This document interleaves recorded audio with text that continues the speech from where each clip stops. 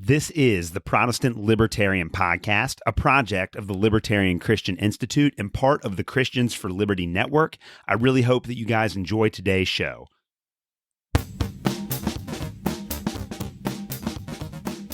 All right, guys, welcome to another episode of the Protestant Libertarian Podcast. My guest today is Dr. Catherine Pakaluk. Dr. Pakaluk is an economist and is assistant professor of social research and economic thought at the Catholic University of America in Washington, D.C. She is also the co-author of the book, Can a Catholic Be a Socialist? The Answer is No, and Here is Why. On today's show, she is going to explain the social and economic teachings of the Catholic Church and why Christians need to embrace free market economics. Dr. Pakaluk, welcome to the Protestant Libertarian Podcast. Thank you. It's great to be with you, Alex. Well, I'm really excited to talk to you about this, but before we get into the conversation we're going to have today, just tell us a little bit about yourself, your background, and your work. Sure, absolutely. So as you said, I'm a wife and a mom. I always like to say that first. Was blessed to be married at a really young age. So I got married in my first year of, just before my first year of graduate school. We've got blessed with 8 children. They're half raised by now. So that's great. So that's my background. So I was trained in economics and kind of mainstream programs. I studied at UPenn and Harvard, both schools that are under some ill repute these days. So that's pretty funny. And I studied mainstream economics in graduate school. I mostly was interested at the time in research related to the family and related to the way in which economists measure and think about education in schools. And so there were a lot of people doing research in school choice at the time. So obviously that dovetails a little bit with some of the sort of, like we would say, currently education freedom movements. That was back then, we used to call it school choice. But so I was really interested in these things, but we typically call them micro or applied microeconomics, things that relate to sort of human beings, families, intermediate institutions like churches and schools, and how those contribute to the ways in which we make decisions and flourish. And so just to kind of connect the dots to kind of what we're talking about today, later, after I left graduate school years later, thinking a lot about these things, debating a lot of people and reading a lot of stuff about the family, as a pro-life Catholic Christian as well, I started to notice that a lot of the people that were kind of working on the other side of some of the family and school things that seemed important to me were also kind of like let's just say on the other side of the political economy divide. So I started to realize that although when I was in graduate school, I didn't think of myself as somebody who wanted to grow up and like defend freedom or liberty. I knew people who did that, and I thought, that's not me. Like that's for other people to do. I'm going to focus on the family. But then I started to realize at some point you can't avoid that, right? Because there really is a very deep connection between thinking about society as being formed principally by families and associations built by families in ways that serve their children and their families. You can't avoid the connection between that and kind of how society is largely structured in terms of freedom and responsibility. So then, I grew up and realized, okay, no, I actually going to have to sort of deal with this other thing. So then lately, in the last maybe decade, spent more time reading about the church's positions on these matters, reading quite widely in the liberal tradition, classical liberal tradition, trying to engage those topics. So that's kind of who I am now. I'm still somebody who works on family and education issues, but then I still have this kind of side love, which is interested in, we'll say broadly political economy and freedom. Yeah, so you are a practicing Catholic and you teach at a Catholic university. Tell us a little bit about your Catholic background. Yeah, so I was raised in a Catholic family, a kind of big, maybe you could say traditional Catholic family. I'm the oldest of 9 children. And my folks were practicing Catholics when I was growing up. It wasn't complicated. We know nobody had like a big knock 'em dead conversion. It was not complicated. Both of my parents grew up Catholic, and so we had a lot of kids. We used to get those questions like Catholic or Mormon all the time. And so I grew up that way. Then when I went to college, I think like a lot of kids do, and this is sort of I kind of fell away a little bit. I mean, I questioned a lot of things, and I didn't have any teachers that were really students of the faith. And so it took a couple of years of wandering around a little bit in college. I guess I had all these smart professors who were really smart, and they didn't believe in God. And I don't know, it just seemed like, well, maybe there's something wrong with this picture.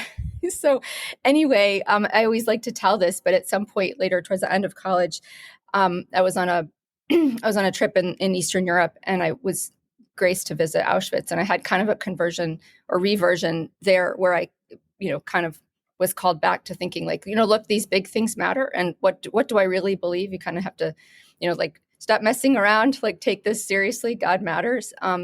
So then that sort of towards the end of college, I got more serious about learning about my faith, realized that my education and my faith was pretty poor. So then I started reading and trying to talk to people that I thought, well, I've only talked to these like smart atheists in college, so maybe I should like find some smart Catholics and like figure out whether there's more to it than what I thought. So that's sort of my Catholic background. A couple of years later, I met my husband, and he was a convert, a revert, and so part of what we connected on early on was our interest in the faith, and so then we got married and had a bunch of kids, and so we're still Catholic. So you're also a professional economist, and that's a very specific field of knowledge. And I know for me, I went to public schools growing up, and I never took an economics class until I was in grad school. So like, I didn't even know that was a field of knowledge that I could be interested in. And so it's very specific. So how did you get interested in economics, and what motivated you to want to study and become a professional economist? Yeah. So like you, I didn't really know anything about it. I didn't know what it was. I think if you'd asked me in high school, I would have said, I don't know what it is. This is still something that kind of concerns me, that we don't build some of these things into our high school curriculum. But I really, now that I'm like grown up and a lot more cynical than I used to be, I think there's a reason for that, right? I mean, like the things we're going to talk about really, really touch on these things that I think are really, really deep questions about human nature. And, so we can all agree we should teach people about like cells and maybe like the basic facts of history, although that's under debate these days too, right?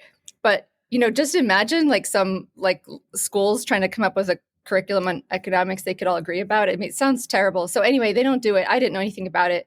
And my dad was a high school teacher. My mom was a nurse. I didn't know what economics was. So where did this come from? And it's probably worth talking about this because this will come out later. But when I was in high school, I thought, well, I was from a big family. I thought babies were great. I thought families were great. And I thought, well, I'd like to maybe the best thing I can think of would be to grow up and help people have babies. I thought that would be great. So I thought I was just going to go be a doctor and be a baby doctor. I thought that would be a wonderful thing to do. So in high school, we lived near the National Institutes of Health. We lived outside of DC. And when you're a high school student that wants to go into medicine, a lot of people point you in that direction, like go do some research at NIH. They have a lot of programs for high school kids. So I went over to NIH and I started doing research, and of all things in a department of epidemiology, which, no one at the time, anyway, everybody knows what that is now, right? So I was working in research in viral epidemiology. So a lot of the people I was working with were working on AIDS. Okay, so I started to hear, so I'm this person who wants to grow up and be a doctor and deliver babies. So I think basically children are the best thing ever.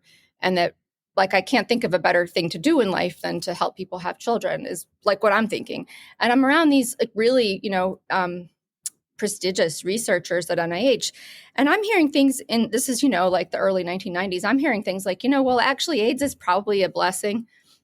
AIDS is probably a blessing. And you know why? Because it's gonna cause a lot of people in Africa to die. And we've got too many people.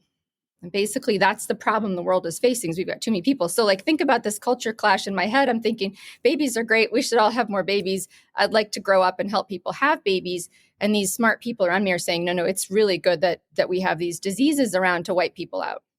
And I was like, wow, this cannot be true, right? This cannot be true. At least I wanted to find out, could that be true? Is it really true? We have too many people. So, I continued working at the NIH. I did a couple of research projects. And then when I got to college, I stayed the course. I was just doing all this pre-med stuff. And finally, I started asking people about these international population questions, do we have to sterilize people? Do we have to force birth control in these developing countries? And so basically, at some point, someone took me inside and they said, look, this is all coming from bad economics. And I was like, what is economics? That's really literally how it went. And I thought, well, maybe I know I've got my pre-med stuff going on here. And I'm sure I'm going to be a doctor and deliver babies when I grow up. But maybe I'll just take one class in economics and see if I can find out something important. And so that's really how it started. So I started taking some courses in economics. I figured out I was decent at it. it's wrong, but it requires a lot of math these days. And I was good at math. I mean, meaning, I don't think to be good in economics, you need to have all that math, but I wasn't in a position to judge that at the time. I thought, okay, so I'm just doing okay in these classes. So at some point I thought, all right, you know what, maybe this is the path, maybe go to grad school and see if I can learn more about the connection between population and human prosperity. Because it seemed to me like if God set the world up in such a way that people are a threat to prosperity, then God maybe is not a good God. So it seemed to me like that was a really important question. And that's kind of what got me into grad school in economics. It's like that's the story. So it kind of seems like from the beginning, though, there was a connection between like your faith and the beliefs that arise from your faith and your study of economics. So is that really what it was for you? The reason why, I mean, a lot of your work has dealt with the intersection between Catholic theology and economics. Was that kind of the motivating factor, or what else was it that drove you to combine those two ideas?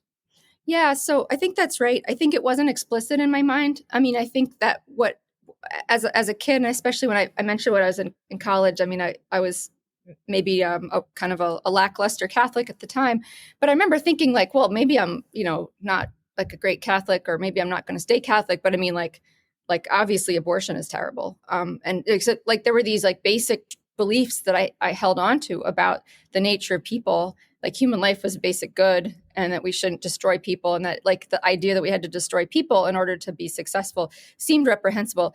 I mean, we might want to call that something like natural law or some kind of like anthropology, like something that's a language that we'll talk about later. I think like how we think about people. I think I received that from my Christian and Catholic upbringing. It was deep in me. And so, yeah, I think that really, in a sense, connected to my interest in economics at that time. Yeah, it wasn't like so explicit. I didn't understand it. Yeah. Yeah. Well, I love it. And I think that's the reason why you're the perfect person to have this conversation with. So just to set this up for my audience, I was born, and my audience already knows, I was born and baptized Catholic as a kid. My grandmother is probably, my grandmother was a very devout Catholic. She's probably the reason why I'm a Christian today. And we wound up going to the Protestant churches when I was older. So my show is called the Protestant Libertarian Podcast. It's not anti-Catholic in any way. It's really just because I was interested in biblical studies, and Biblical Studies Libertarian Podcast did not sound like a very good title. So that's the reason for that. So I've always been very sympathetic towards the Catholic Church. And I have a really good friend at work who is a Catholic. And at the beginning of the year, I guess there's a podcast series that is out on Ascension Press, which is like a Catholic publishing house, called the Catechism in a Year. And every day it gives you like a 15-second snippet of like a part of the Catholic Catechism. And he started listening to that early in the year. And so I subscribed to that, and I would listen to episodes that I thought were relevant. And we talk about theology pretty often. So when it comes to like an issue that we either strongly agree on, or an issue that we strongly disagree on, I'll listen to it and we'll have a conversation. It's been really good. So about a month ago, they got to the section of the Catechism on the Seventh Commandment, which talks about Catholic social and economic teachings. And I listened to those episodes and was kind of blown away by how much I agreed with a lot of what they said, but then also some of the comments that they made that seemed like they were in tension with some free market concepts that I had come to believe. So I reached out to Stephanie Slade from Reason Magazine, who I've had on my show before, and she gave me your information and said, "Hey, this woman really knows what she's talking about." And so I'm reaching out to you to talk about that today. I want to talk about Catholic social and economic teaching to set the record straight on this, because the Catechism has a lot of really detailed information that I think is going to be relevant to my audience. Before we do that, though, maybe explain to my audience, those that listen to the show that aren't familiar with any aspects of the Catholic Church, what role does the Catechism play in the Catholic Church? Just maybe explain that before we get into specifics about the social and economic teachings that are in the Catechism.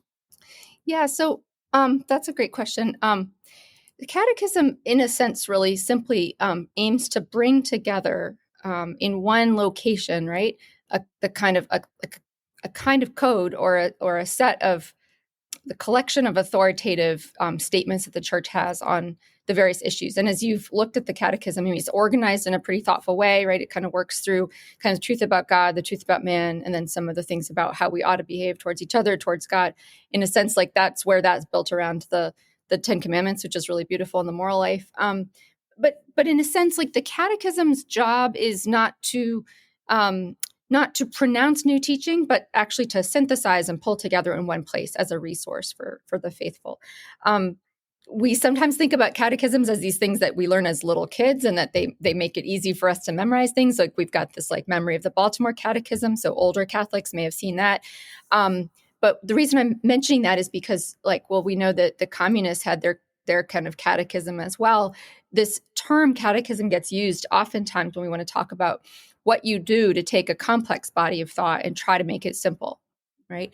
And so what you should be able to find in a catechism that's been approved by, I mean, this would be true in the Protestant church as well. I mean, you think the Westminster Catechism was the last, is that correct? Yeah, the Westminster Confession, big for Reformed Christians. Yeah, exactly. So, I mean, I guess the point is, like, it's a teaching tool. It's part of the teaching magisterium of the church. But the reason I mentioned that its goal, it's not the place typically where doctrines or teachings are developed, but rather synthesized into one place for the faithful to have handy. The reason I say that is because, like, some of the things we're going to talk about coming up, and certainly some of the things you've probably already encountered with your friend that might be more theological in nature.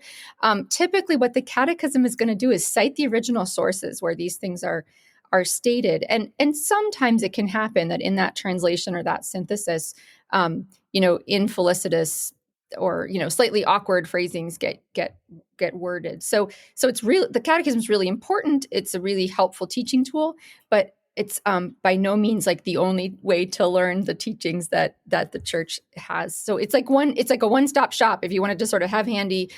But as we'll talk about, like, coming up, I mean, the important thing as you're kind of working through it is always to look at the references and the citations, like where are they pulling this teaching from, right? Because the Catechism's job is to synthesize and pull together, not to develop new teaching.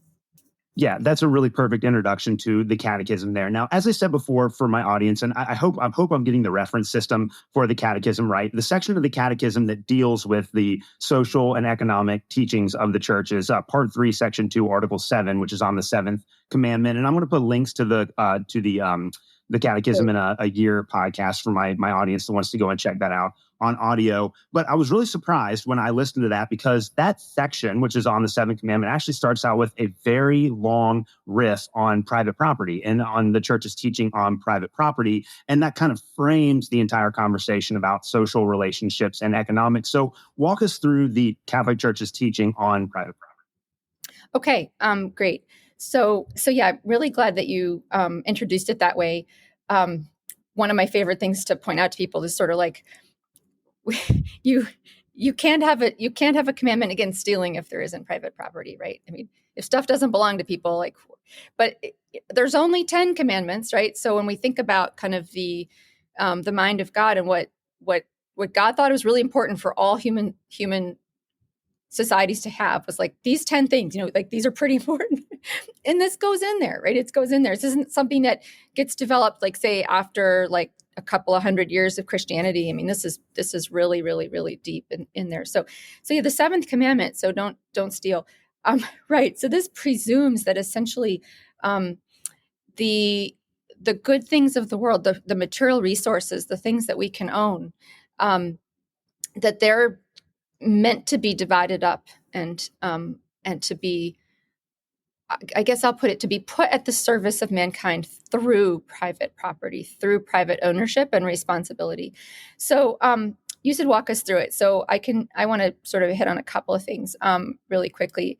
And then I'll give you a couple of references, right? So the first thing is that what I just said is kind of like the summary of it. There was an old phrase that's quoted in some of the sources of this catechism section, an old phrase that the right of property is distinct from its use. So basically that we have, in fact, sometimes not helpful to call it a right to private property, but that right, if there's a piece of property that one has claim to, right, as someone has ownership of it, possession of it, that's a distinction from how it is used. And so its use is, in a sense, always other focused, right? Because everything is other focused. So the right's distinct from its use. But I think maybe a better way to think about it for us today is to say that property has two characters. Like property as a thing has two characters. It's private. It's private and individual. The popes will sometimes say it's private and individual. It has that character, but it also has a public character. And basically, this is going to anticipate some of these problems with third way ideas, which we'll talk about in a bit probably. But that basically, we don't like, the teaching of the church is it has to have both characters fully all the time. Right. So the best thing I can think of, which, I mean, forgive me for doing it like a theological reference, is sort of like the person of Jesus Christ, we believe in the church, is fully God and he's fully man all the time. He's not like a half God, half man, right?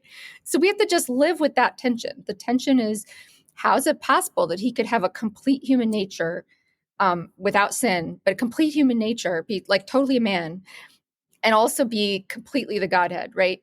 That's rough. Okay, well, we're not told like, well, if that's really hard for you to think about it, if it helps you out, like think about him as halfway, right? So property is like that. It's got to be, and it is intended by God to be fully private and individual, and that's a matter of what the church will call commutative justice. Commutative justice is the kind of justice that you can enforce in law as a teaching of the church. So this belongs to you. I can't take it from you. I can't, and if I try to take it from you, I can bring in a third party or court. But when we say fully public, we mean that, well, it's ordered by God to the benefit of everybody. So, but it's through ownership. Like, it's the way I work it out, right? And that's, I mean, we can kind of unpack this more. Maybe you have questions. But that's if you don't get from the beginning that it's not this kind of, but what tends to happen is people sort of do this thing. Well, like, yeah, it's good for people to own stuff, but then they shouldn't like own it to the extreme, like that there's got to be sort of limits on their ownership. And then we kind of like, that's how we work this out. And it's like, actually, that's not quite the way it works.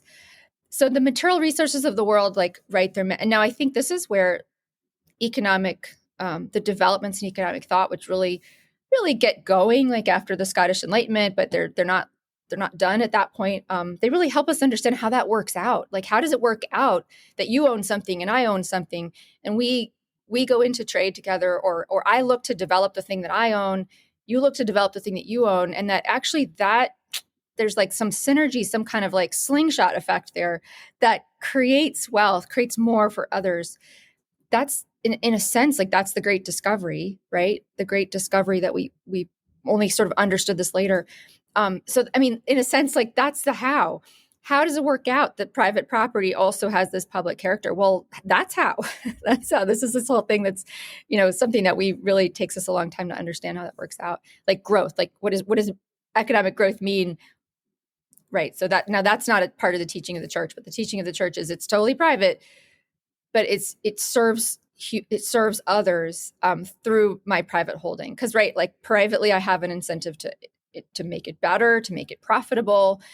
First and foremost, that's for my family, right? Like a good man and a good woman should look to augment their property for their children, make it better, but then that just spills over, right? That's a great thing.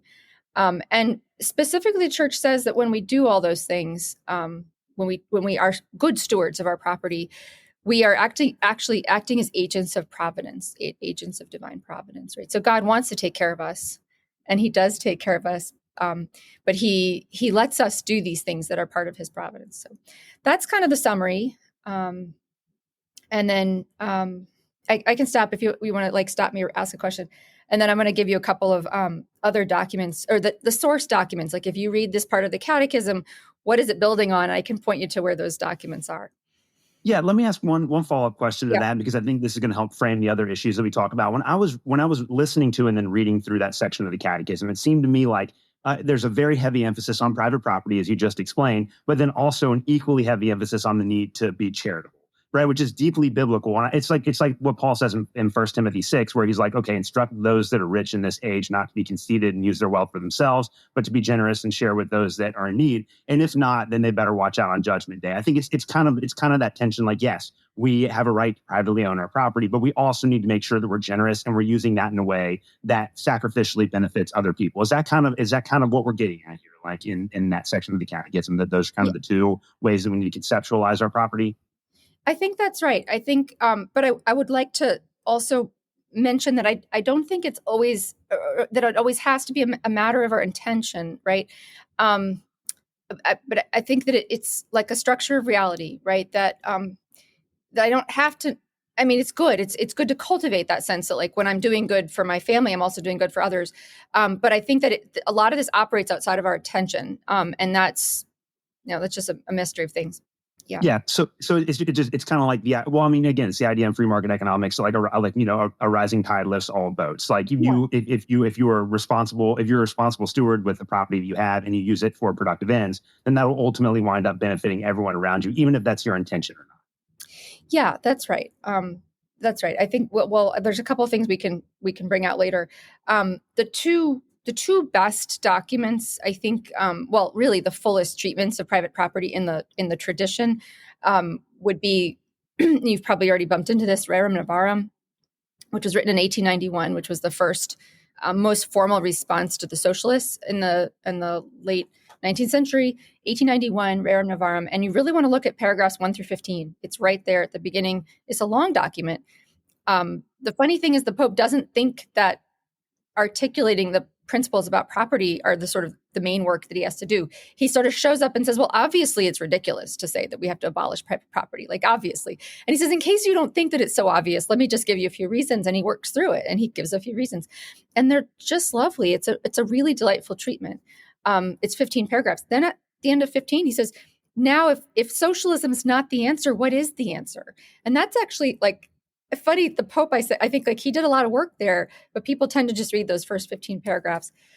And then there's a really nice treatment that's taken up 40 years later in a document actually called 40th Anniversary, Quadragesimo Anno, and that's written in 1931. And I can send you the links as well after we're done speaking. And the paragraphs there are 44 to 62. And that's Pope Pius XI. And it's funny, Pope Pius XI is celebrating 40 years of this earlier document, which rejected socialism. And he's kind of working through the things that Pope Leo XIII had said. And he says, like, well, what do we think after 40 years? Was he right? Was he wrong? And he says, well, no, he's a little papally triumphant. I mean, popes do this. It's mostly gone now, but there was a lot of papal triumphalism. He says, no, he was amazing. He got it all right, he says.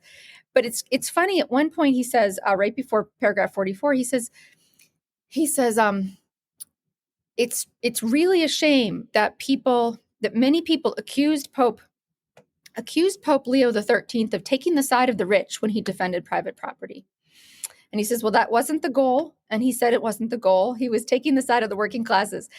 And so Pope Pius XI says, let's review what he said and like see if he was right. And then he actually kind of makes it even more clear.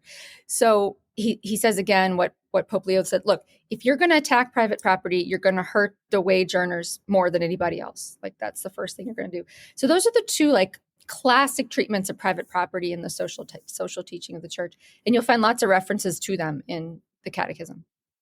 Yeah, and I got to say, just for my audience as well, I started reading your book, Can a Catholic Be a Socialist, yesterday. Actually, got about 50, 55 or 60 pages in. I did very, very good read. And you guys go into these documents in that as well. So if anyone wants to follow up on that anymore, check that book out there. So that was a perfect explanation that kind of frames, again, that's the very beginning of the teaching on the Catholic Church's understanding of economics and society there. So that is a great framework for thinking about the rest of the issues that we're going to be discussing. So I want to get your thought on a couple of other things that are said later on in that section. So some of the most challenging passages appear in subsection 3 of that, which is on the social doctrine of the church. And I have it written down here so I can quote it directly. It says, the Catechism states that the church seeks to, quote, inspire right attitudes about socioeconomic relations, and then immediately explains how Catholic social teaching developed to respond to new 19th century challenges. And this is verse 2421 for anyone that wants to follow those up. I would love for you to explain those claims. In the last couple of months, we've been doing a lot of work on this show on like the 19th century origins of socialist thoughts. I've had a few episodes that we've talked about that before. So my audience is probably already familiar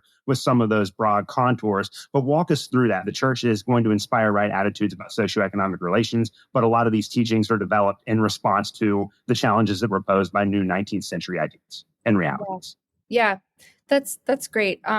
So in fact, Rerum Novarum, which comes out in 1891, is not the first time that the Catholic Church says, hey, look, guys, socialism's not the answer.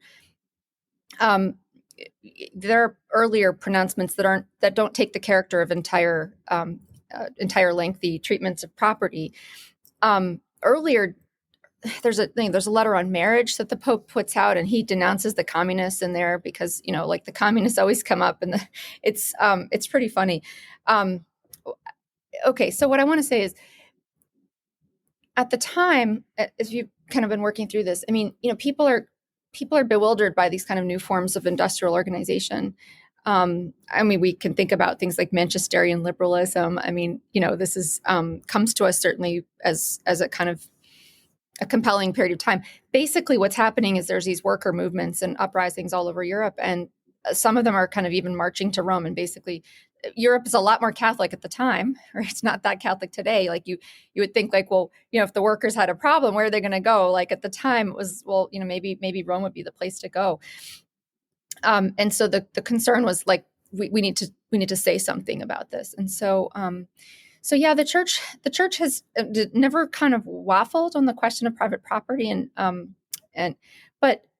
but I want to make a couple of points about the beginning of that document, which might be new for you guys here. I mean, in the very opening of Rerum Novarum, the Pope says, look, the reason the socialists are so dangerous is because they're making use of the poor man's envy of the rich. So they kind of recognize that there's a thing in us. I mean, let's just say, like, we all could be those people. We're all looking at somebody else who makes more money than we do or seems more successful. And, and he says, like, one of the problems is that socialism as an answer to these problems, it trades on evil things in our heart. So we can all be envious. So when's the last time you heard anybody say, like, actually socialism is, this whole thought structure that really kind of makes use of people's natural inclination to covet or envy other people's stuff, right? So that's a pretty interesting thing. It's right at the beginning. So I would like to say that in a sense, the church from the beginning sees socialism and socialist tendencies as kind of morally suspect. Right. So like we want to distinguish between two types of things, right? One is like, hey, however morally upright it is to want other people's things, it might be a very virtuous thing to want other people's things because you're so devoted to equality. Equality is the high moral virtue. It's just not going to work, right? You could just take this view, like from a strict economic perspective, it's not going to work. You could take that view. It's a correct view, I think, right? So you could say like, hey, we've got two possibilities in front of us. Which one do we want to support? Like stealing things from people, which we don't think is bad. But the church jumps right in there at the beginning and says, even if socialism worked, but no, she says it doesn't work. She says, even if socialism worked, it's corrupt. It's a corrupt idea. It's based on theft. It's based on envy. Like these are two things that God says from the beginning, you can't do them. You can't do them. So I think bringing that to the table might be useful because you've worked through some of these sort of trends. Now she obviously then chimes in and the Pope says like, yeah, and by the way, like it won't work. It also won't work, but it's really morally corrupt. Yeah, that is perfect. And that sets us up again for the next section of the catechism that I want to read, because as you said before, the church is adamantly against socialism. But then there's a comment that's made, and this is in verse 2425. I'm actually going to read this verse for my audience so they can hear it. And then I kind of want you to explain this to us, because there is a condemnation, a very obvious condemnation of socialism. Then it also seems like there's an equally obvious condemnation or criticism of capitalism as well. And so this was the one for me, and I have it like starred in my catechism there as I was reading through, because this was the one that I really was honing in on as I was reading this. So it actually starts, the section I want to read actually starts in verse 24 and goes through verse 24-25. So I'm going to read this to you, and then just kind of, I just want to get your thoughts on some of the statements here. So the catechism says this, and it says, a system that subordinates the basic rights of individuals and of groups to the collective organization of production is contrary to human dignity. Every practice that reduces persons to nothing more than a means of profit enslaves man, leads to idolizing money, it contributes to the spread of atheism. You cannot serve God, MMO, which is, as you said before, kind of a great critique of socialism. And then it goes on in verse 24-25. The church has rejected the totalitarian and atheistic ideologies associated in modern times with communism or socialism. She has likewise refused to accept, in the practice of capitalism, individualism and the absolute primacy of the law of the marketplace over human labor. Regulating the economy solely by central planning perverts the basis of social bonds. Regulating it solely by the law of the marketplace fails social justice, for there are many human needs which cannot be satisfied by the market. And this is the one, this is the statement here that might be the most jarring for free market Christians. It says reasonable regulation of the marketplace and economic initiatives in keeping with the just hierarchy of values and a view to the common good is to be commended. So what do we do with those passages there where it seems to put a limit on socialism and then also or a limit on capitalism? And while at the same time it says we shouldn't have any central planning or socialism, we also need reasonable regulations. Those, it seems like those would be in tension. So explain to us how that works. Okay, so a couple of things. One is I want to really encourage you and your listeners too to kind of grab the citations, the footnotes here. So I've pulled a lot of them out. I'm not going to read them right up. I'm just going to try to explain it for you. But the footnotes here are to Centesimus Annus, which was written by John Paul II in 1991. And this is a great example. This whole section is a great example of kind of maybe the falling short of a synthesis from its original source. And so I think the passages in Centesimus Annus in that section, I think it cites paragraph 10, paragraph 11, and maybe one in 43, 44. These are really famous passages. And I mean, just to be frank, like they're just so much better written in the original than in the catechism section. All right. So that's the first point. In a sense, I'm not saying like blame the messenger, but I am kind of saying blame the messenger here. So I don't think this is actually impossible to make sense out of, but let's see what we mean. So maybe working backwards, I think from the easier parts. So regulating the economy solely, but regulating it solely this way. It's really important not to read these sorts of statements as kind of picking a side in like the current policy positions of Democrats and Republicans, which from my perspective, in terms of economics, they're not different. Right. Yes. Well, like I 100% agree. Yeah, they're like the uni party of like debt and expenditure and, kind of in a sense, a certain kind of economic planning. These principles are meant to be principles for all time, right? And so I think the question for somebody with maybe a little bit more libertarian leaning, which I don't think is in any way like forbidden by the church's teachings as I understand them, I think that's an honest reading. The challenge is just to think, well, can we affirm this in any way? Would there be any kind of setting which we would want to affirm that? And certainly when we think about like, I don't know, like for instance, people often say, well, like unbridled capitalism or laissez-faire capitalism. I mean, we've never seen that, or at least we haven't seen that recently. And so if we mean certainly fundamentally like regulating through like protecting contracts, through protecting basic human rights, I think like we understand that there's a kind of like job to be done there. I think these statements are perfectly consistent with that. So like there's many human needs which cannot be satisfied by the market. Sure, 100%, like 100%.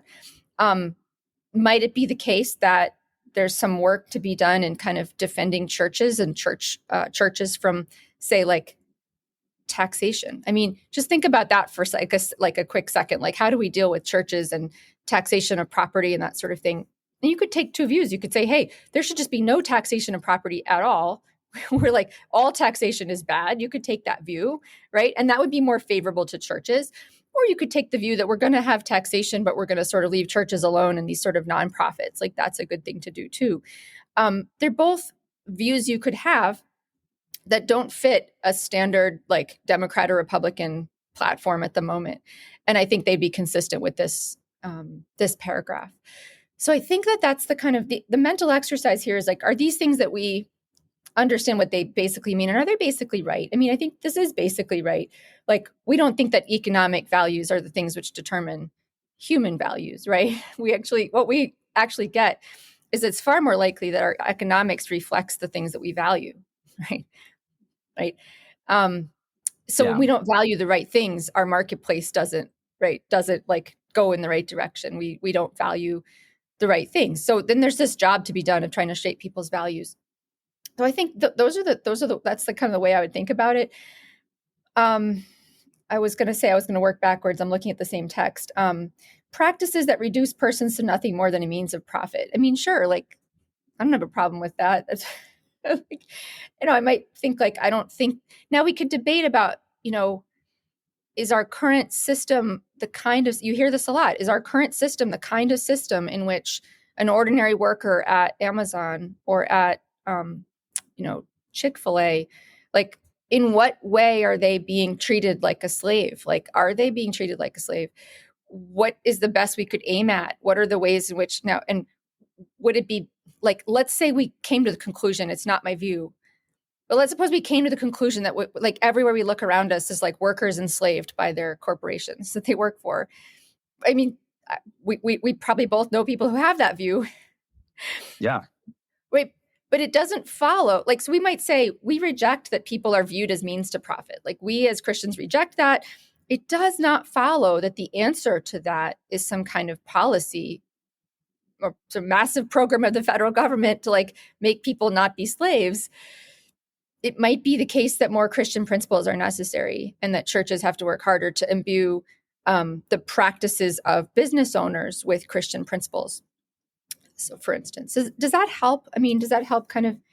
Yeah, and I kind of have two follow-up thoughts on that. And again, even going through that section of the Catechism again this morning, I kind of see exactly what you're coming at with that. I think the two thoughts that cross my mind, the first thing, going back to that kind of creating conditions for prosperity, this is something that like Ludwig von Mises talks a lot about in his work. You have to plan for freedom, which means you have to have like enforceable contract rules and things like that. And that's what's going to ultimately create a situation where private property can be functionally utilized in a way that benefits everybody else. The other side of that too is that there are a lot of like progressive Christians or Christians that believe in these progressive political policies that criticize the Chick-fil-A's and the Amazons and things like that for the way they treat their worker, but they never seem to get around to the point that 40% of the income of those workers is taken by the government to fund never-ending debt and never-ending wars, and also that all of the items that they go out and purchase with the money they make from their jobs are heavily regulated and also taxed again. And so, like in reality, like if you look at the way like you have these people that are working on the floor of Amazon making $18 an hour, you should be able to get by all right on that as an entry-level job. But like if you're losing 50 to 60% of that to the government, it seems like it's not Amazon that's enslaving you. It seems like that would be the governmental structure that we have. Does that seem to be kind of getting at the heart of what you're talking about there? Yes, that is exactly right. Meaning you can read these as descriptions. And there's a passage I think you wanted to tackle later. We'll get to that. You can read these as descriptions that I think are perfectly easy for us to sign on to. Like, yeah, look, like I think that wages audit that, wages when sort of worked out in this, I don't know what the right word is, like wages that come out of a healthy, robust economic system ought to be enough for people to support their families. All right. So now we can debate, what does it mean to have a healthy economic system? Let's talk about currency or the value of our money, for instance. I actually think like our monetary policy is sort of like number one. It's number one for the working class, right? So interestingly, you find that in Centesimus Annus, it's the only place I know of in all of the history of the church's documents where the value, stable money is talked about as part of what the state owes people. So, right, like you could say maybe the document should be more, like, let's say, more forward-looking and should question the role of the state in regulating money. But let's just say nobody does that, right? Nobody's currently doing that.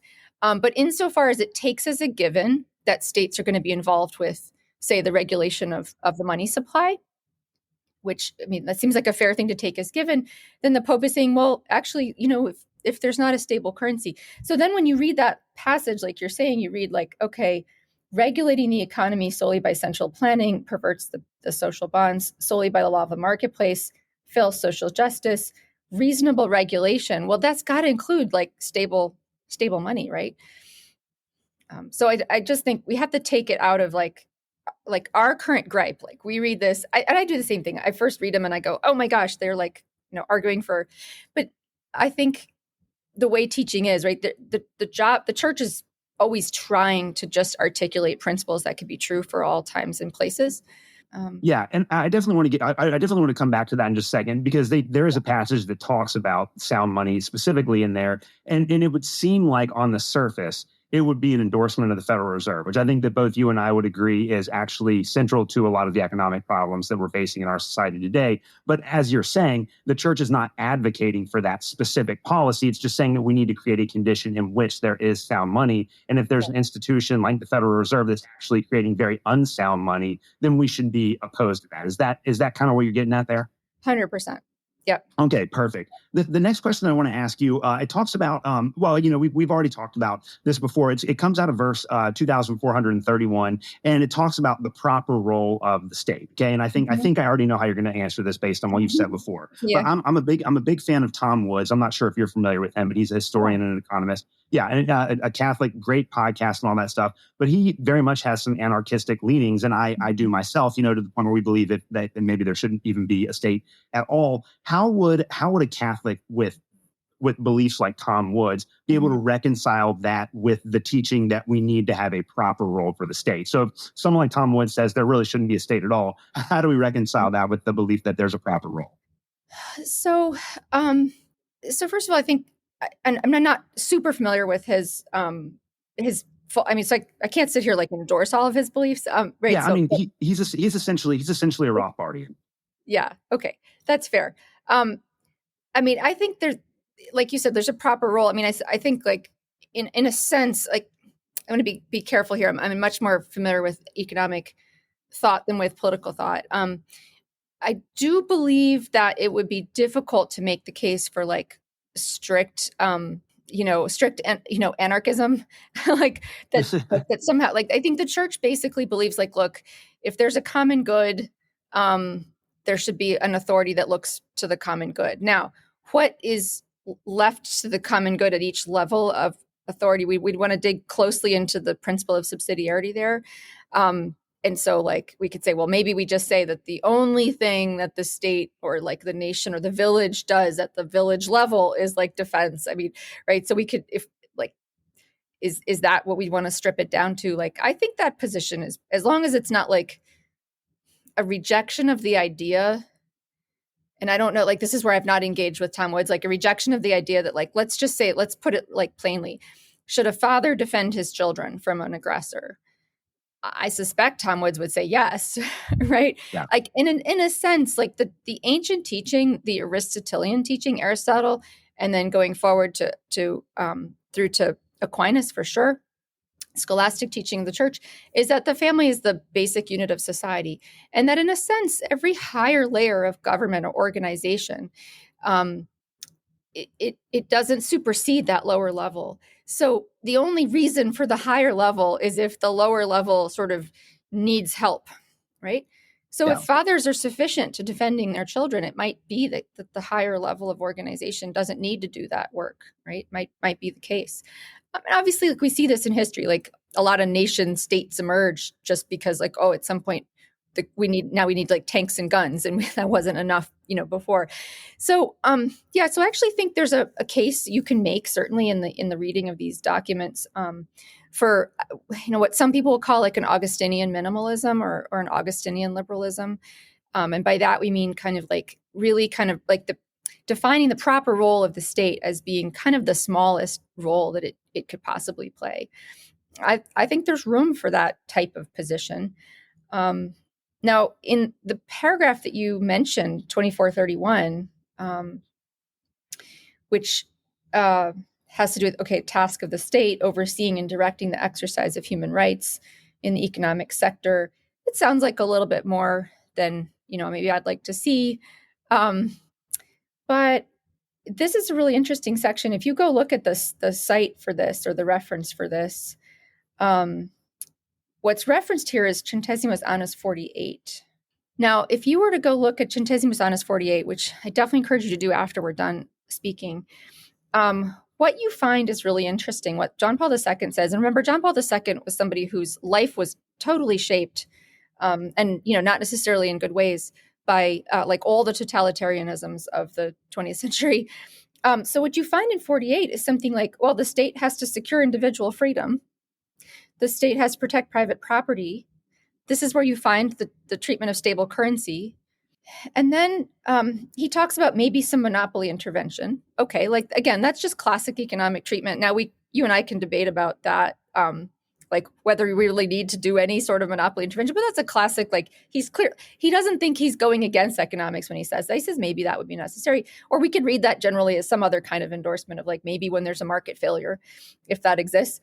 And then what do you get? You actually get two entire paragraphs where the Pope says the welfare state and the social assistance state have metastasized into things which are obviously inconsistent with the dignity of people, and they deprive people of agency, and so when you go take 2431 in the Catechism and you go look at its source, then you find this source which basically says, yeah, actually this thing, I mean, and okay, so we could say the welfare state, we could also say the machinery of modern warfare, like all of these things, right, that create the conditions for a very greedy, very parasitic public sector, which clearly is not working in the interests of families or the common good. I think pretty clearly. I think that position is what I just said. At least I don't know about all of Tom Woods' position. I think the position is completely consistent with this document.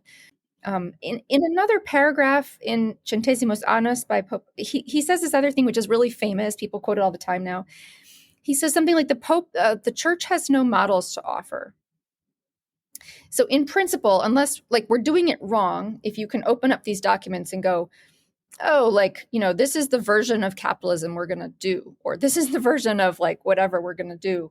In principle, if we're doing it right, what we find in there is like, look, you can have a number of varieties of economic order, but you can't negate private property, right? Whatever you're going to do, you have to have private property. And whatever you're going to do, you have to secure the space in which individuals have responsibility, like that liberty responsibility, right? And whatever you're going to do. So you keep going. You go, what are the things the church definitely says you have to have in your economic system? Maybe that's not capitalism. Maybe it's, as you say, maybe it's anarcho-capitalism. Maybe it's something else. But it's not socialism, and it's not like one big giant monoparty that is committed to, as you say, taking 40 to 60% of our income away from working families. I mean, I think that's a huge incursion on human dignity.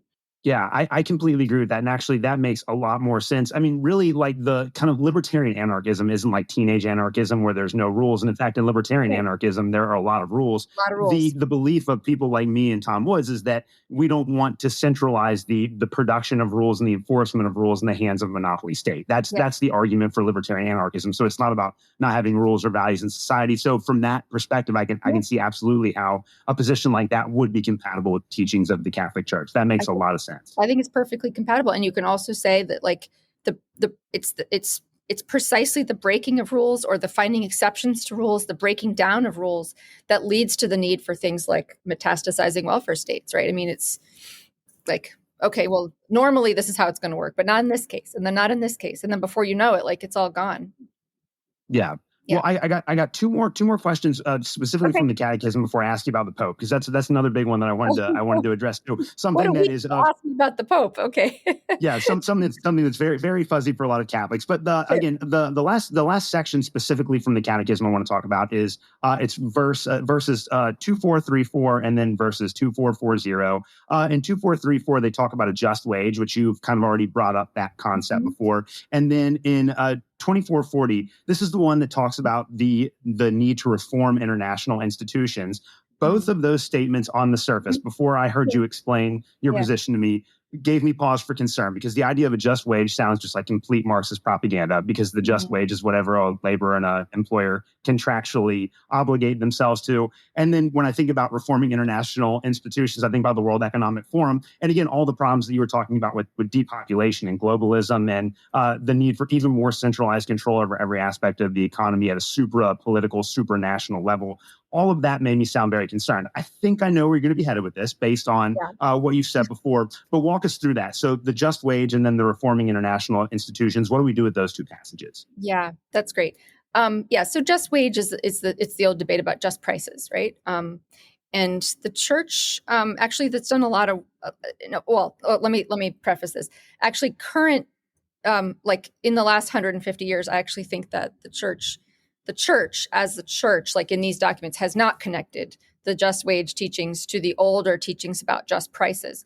But the scholastics did a lot of thought about just prices, right? Because wages are prices, right? And this is so there's maybe like a little hop, skip, and a jump that hasn't been connected yet, and some of us will help make that connection. And the basic point is that, like, look, it's when we think about like it's wrong to defraud a laborer of his or her wages. Think about the word defrauding, right? So like that there's some justice to contracting upon things does not remove from me the obligation to behave in a way that, like, let's say, like Adam Smith's impartial observer would also count as like upright, right? So like I have a lady who helps me clean my home a couple of times a month, right? I'm way more well educated than she is. I don't know what else is going on in her life. We negotiate privately our price, and it's considered really bad form to tell other women in your neighborhood what you're paying. I don't know if you know this. This is like how this, like, it's considered like a very bad thing to do because it could put her in a tough position. Oh, that makes sense. Yeah. Right. So the idea is like, yeah, once I've agreed to pay my helper whatever it is that I'm going to pay her, like, well, now a certain principle, we would say like contractual justice or commutative justice, comes in. And in that space, it would be very monstrously evil for me to deprive her of what I've agreed to pay her. So that's a kind of justice, right? But there is, in fairness, and this was like the scholastics said this about prices, there is in fairness a kind of like sense in which it ought to be like something that if I stepped out into the light, right, that other people would recognize I haven't done anything like kind of evil. I haven't tried to get something for nothing. I haven't treated her unjustly. I haven't, right? And so I really would like to say that I think that that's the spirit of this. We all recognize that there are and the reason I picked this one up in particular is because like that's kind of the test case for this just wage idea. The test case is like unbalanced relations where the two people negotiating or agreeing upon something don't have the same amount of knowledge or don't have the same amount of like bargaining position. This is something I think libertarians aren't good at handling and haven't been great at handling. But I kind of want to say that I'm not a fan of thinking that there's any kind of policy prescription that can make that work out, right? The most important judge of whether you've dealt with a contract on a wage properly, the most important judge we should be most afraid of is God. Right? We should be like very concerned that maybe I could have gone a little further in this negotiation. Like maybe I didn't need her as much as she needed me. Right. And maybe I recognize that and I could have gone a little further. There is no policy I can think of that is going to solve that problem. Now, my housekeeper wouldn't be bound by the minimum wage. She's making way more than the minimum wage in my state. Right.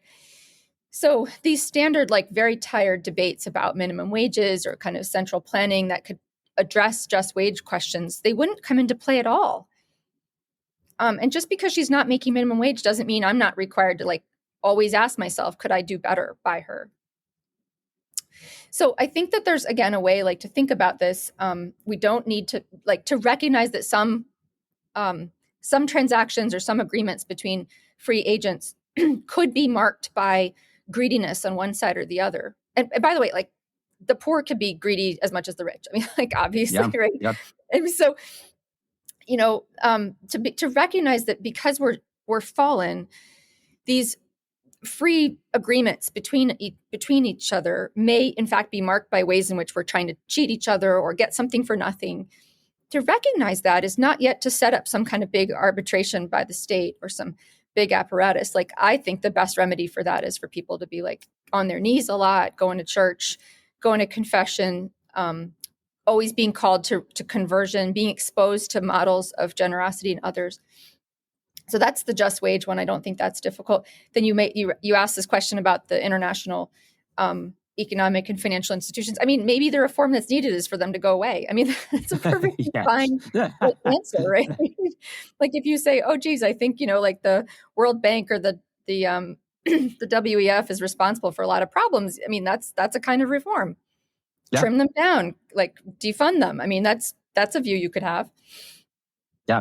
Oh, I love that. Well, that is definitely the view that I have, and I'm glad that's compatible with the teachings of the church. I love that. I got a couple of two more questions for you before I let you go today. So, There are a lot of Protestants that know absolutely nothing about Catholic theology. And I was very fortunate, like I said, to be raised in the Catholic Church. I grew up on this. My dad's side of the family were all Catholic. So I'm a lot more familiar with this than your average Protestant, which means I don't have a lot of the kind of irrational biases towards Catholicism that some Protestants have. And obviously, the ignorance works in both directions. They're just, whatever, you're born in your bubble, and that's kind of all that you know about theology. But I think one of the most misunderstood aspects of the Catholic Church is the role of the Pope and the papacy within the Catholic tradition. And even I have a hard time kind of grasping exactly what sort of authority the Pope has. So based on our conversation today, the current Pope, Pope Francis, has seemed to make more overtures towards socialist political policies over the last, whatever, 7, 8, 10. I don't know how long he's been in office, but since his time in office, he seemed to have made more overtures towards that. And then kind of other liberalizing tendencies as well. I know we're recording this in late December, and I know there was just a pronouncement that I don't quite understand about blessing same-sex couples. And so I know that there are a lot of conservative Catholics that have been concerned by some of those. So what do you make of Pope Francis in general and of his economic advocacy in particular? And maybe even from a bigger perspective than that, just explain the role of the Pope within the Catholic tradition. Yeah. So I don't know which one to start with, but the Pope's economic views are his views. They don't represent the teaching of the Church. I mean, the Pope isn't going to rewrite the Catechism on his own. It's not something he can do. It's the popes are not they're not kind of like dictators. We have a very interesting idea that like the Church in any age is bound by tradition, right? It's bound by tradition, and it's bound by God and protected in a certain way. But the Pope isn't a dictator. It's not a really big secret at this point that his views on economics are, they're progressive, they're left leaning, and they're kind of like his friends seem to be the socialists. That's probably the nicest thing you could say about the folks back in Argentina that he supports. We know that the new president of Argentina said some pretty interesting things about the economic views of the Pope, and I don't necessarily have to repeat them here, but I mean, let's say my sentiments about the Pope's economic views are similar. No, I mean, I don't have to attribute bad motives to the Pope. I mean, I don't know anybody's motives. I don't know your motives. I mean, you and I agree about certain things, but you might have like evil motives. I don't know your motives. We do this all the time. We jump from what people hold about economic or social realities to their motives. The Pope may have very good motives, but may just be mistaken about the best way to help the poor. I mean, that's the most charitable interpretation we can put on it. But certainly if you're asking me what I think he's mistaken about the best way to help the poor. Generally, what's the role of the Pope? I mean, this is difficult, but it's not that difficult, right? The Church, the Catholic Church, I'll say, the Catholic Church is incarnational. The sacraments, each of them involves a piece of material matter. And it cannot be the case that Jesus Christ can preserve his church in the sort of passing on of apostolic succession if an actual person doesn't pass the torch. So like a human being has to pass the torch, like the office of Peter has to sit in a flesh and blood living human being who's ordained to the priesthood of Jesus Christ. And that's, in a sense, that's going to sound like pretty minimalist view, but that's actually the view. That's the view. And so if you look at the history of the church, some of the popes were great saints and heroic figures in many, many ways. And some of them were cowardly and some of them were dastardly. We don't have to have the complete story of Pope Francis yet. He's still with us. And I think history requires that we give some pause and some time to process things. But certainly the thought is not that because he sits in the chair of Peter, he occupies the office, and so the office can be passed to the next guy, like the next choice. And so that's important for us because you got to kind of have this this passing on from like all the way back to Jesus Christ. But his views aren't baptized in any way, or like, we know what I mean. They're not sort of the particular views of the Pope on any particular matter. Like I just think, in the Middle Ages, we would have had a lot of popes with bizarre views. The Medici popes had, obviously like probably views about things. I mean, what are we in the business of today? We have this like loudspeaker where everybody's private thoughts are just always out there. And probably what we should mostly do is like stop obsessing about the current moment, because the church is in a sense like bound by its tradition, bound by scripture. And that doesn't change. That will never change. So that's, yeah. I mean, I certainly feel the pain. I mean, I feel the pain of like, okay, great. But now we have a pope who thinks kind of like left-wing socialism is like the path to the future. But I mean, it's not. And he's wrong about that. And it's okay to say he's just wrong. It's okay. Yeah. Well, and I love to hear that. And to be totally fair and balanced about this, there are so many Protestants that are out there that are like, I could never believe in the Pope because we don't trust in the authority of one man. By the way, John Calvin or Martin Luther or John Wesley got everything right, and if you don't agree with everything they said, then you're not a Christian. So yeah. Protestants have their own authority figures too, right? That's and a lot of people don't. Yeah. So I know I completely appreciate that answer. Last thing I want to ask you today is just kind of a general question about your Catholic faith and your Catholic tradition. What do you find particularly appealing about the Catholic tradition as opposed to Protestantism or the Orthodox Church? And what do you wish that every Protestant or Orthodox Christian knew about your Catholic faith? Oh, thanks. That's a great question. I'm going to maybe give you a slightly tongue-in-cheek answer. What I like the most about the Catholic Church is it's true. So that you expected that, right? Like, hey, fair enough. You expected that. No, but right.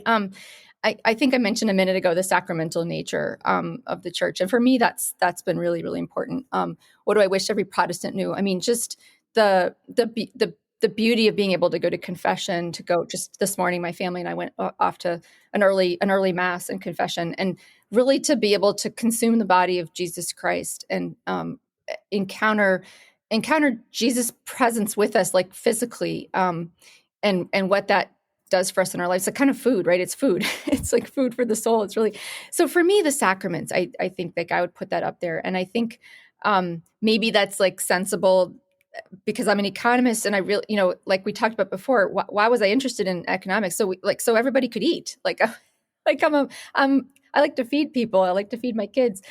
And if you want everybody to eat, you have to kind of get engaged with this question of like how God works with the created world, like in matter. And right. So like, there's this sense that like, yeah, it's us, we're agents of this created world, but like it's bigger than that, right? It's like God's invested in this and it's so cool.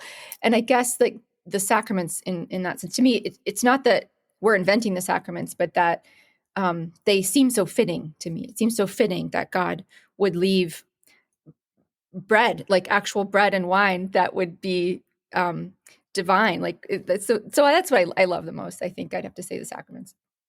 Yeah, well, that was a great answer. Dr. Catherine Pakaluk, I really appreciate your time today. Before I let you go, where can people find your work and follow you? Yeah, so I'm not so good at social media, but I'm trying to build that presence. So I'm on Twitter at CR Pakaluk. And I guess you can spell that out for your listeners. It's like, so I'm on Twitter. I have a new book out in the spring, which is not related to socialism, but in its own way it is. It's really about population and what gives people the resources to have children. So I'll be out doing a lot of media on that in the spring, and I'm trying to build that. But Twitter's the only place. I'm not on Instagram yet, although my students keep telling me I need to do that. So we'll see. Yeah. Do you have a title for the book? Oh, the book is out. Yeah, it's called Hannah's Children: The Women Quietly Defying the Birth Dearth, and sort of. Yeah, it investigates this kind of question, like this falling fertility across the globe is really a huge thing. And so I'm taking the position that really it's biblical religious faith that gives people the moral resources to choose to have children, and in spite of the fact that children are more costly, not in terms of like dollars and cents, but they're more costly in terms of opportunity costs. So it really kind of engages a certain kind of economic thinking. And then says, well, look, if there's so much else you have to give up to have a child these days, which there is, then what leads people to still do it? And this is really biblical faith. So Hannah's Children. Hannah's a nod to the biblical Hannah, and the first character you meet in the book is Hannah. It's a work of social science. I interviewed a whole bunch of people, but they're all pseudonymous. And so the first woman you meet in the book is a Jewish woman who never wanted to have kids, who had a conversion, and then she has 7 children, and that's Hannah. So yeah, that's out there. But it's really back to this question, like, are people basically good?